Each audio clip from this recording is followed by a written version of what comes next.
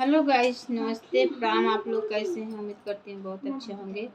और आइए, बहुत दिनों के बाद हमारा गीत आया है और आप लोग जुड़ जाइए और प्यारा प्यारा सा कमेंट कीजिए, सपोर्ट कीजिए। आइए मैं सुनाती हूँ बहुत प्यारा सा गीत, नवजोग सोहर गीत है। कैसा लगे तो आप लोग जरूर बताइए। डेवढ़ी के बैठी रनिया माता सुसु की सुसु के रोवै सुसु की सुसु के रोवै हो बहिनी हम तकरमावा से ही न बीरनवा नहीं आए बीरनवा नहीं आए हो बहिनी हम तकरमावा से ही न बीरन नहीं आए हो। बहरे से आवे ससुराने तब बोले को बोले बोले हो बहुआ कवाने करमा वासे ही न बीरना नहीं आए हो बहुआ कवाने करमा वासे ही न बीरना नहीं आए हो। इतनी बचन बहुआ सुनाले सुनाहू नहीं पावै सुनाहू नहीं पावै हो बहिनी उलटी के दिहली जवाब सासू के पैया लागई हो रनिया उलटी के दिहली जवाब सासू के पैया लागई हो।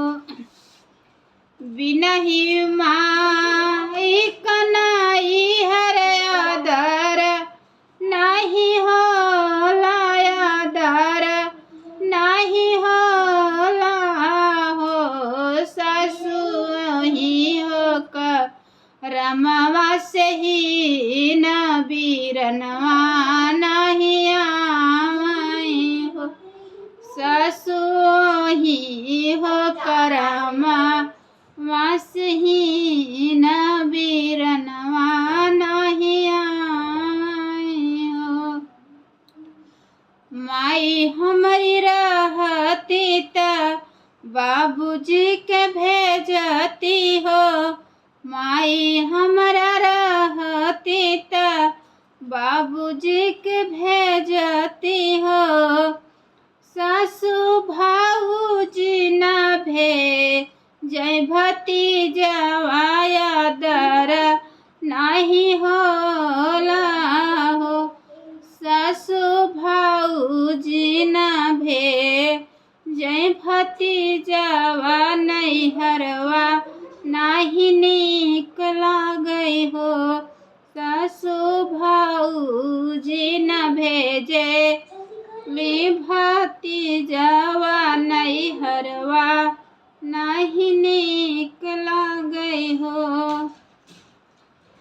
माई जे होती ता बनती गठरिया माई हमारी रहती ता बधती गठरिया मोरी सासू भाऊजी न भरे लिया जुरिया नहीं हरवा नहीं नीक लागई हो मोरी सासू भाऊजी न भरे लिया जुरिया नहीं हरवा नहीं नीक लागई हो।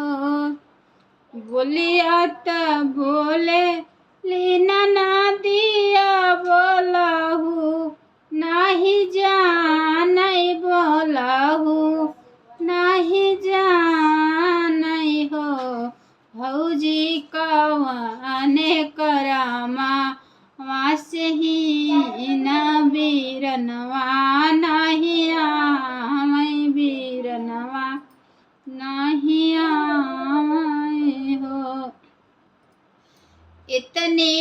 बचन भौजी सुनाली सुनाहू नाही पाई सुनाहू नाही पाई हो रनिया माना माही माना आमे सोचै कि काऊ हम जवाब देई हो रनिया माना माही माना आमे सोचै कि काऊ हम जवाब देई हो बोलिया त बोलियो मोरी नाना दी बोलाहू नहीं जानियो बोलाहू नहीं जानियो हो नंदी भैया तोर छाए मधुबना मात गोदिया कैसे लालन खेली हैं हो रनिया बिरना तोर छाए मधुबना मात गोदिया कैसे लालन खेली हैं हो इतनी बचन ननदी सुनाली सुनाहू नहीं पाई सुनाहू नहीं पाई हो भौजी तू तहयु जा नमक बझिनी आता भैया सवतिनिया लई हैं हो भौजी तू तहयु जनम कई बझिनिया त दूसर सवतिनिया लई हैं हो। तो कैसन लगी तो आप लोग जरूर कमेंट में बताइए। काहे से वीडियो बहुत बड़ा हुआ बा और कई दिन से हमारा वीडियो ना आ रहा तो गला थोड़ा अजीब से लग रहा है। तो आप सब ज़रूर प्यारे से कमेंट करिए। अभी आगे नेक्स्ट वीडियो में हम मिलते हैं आप सबसे।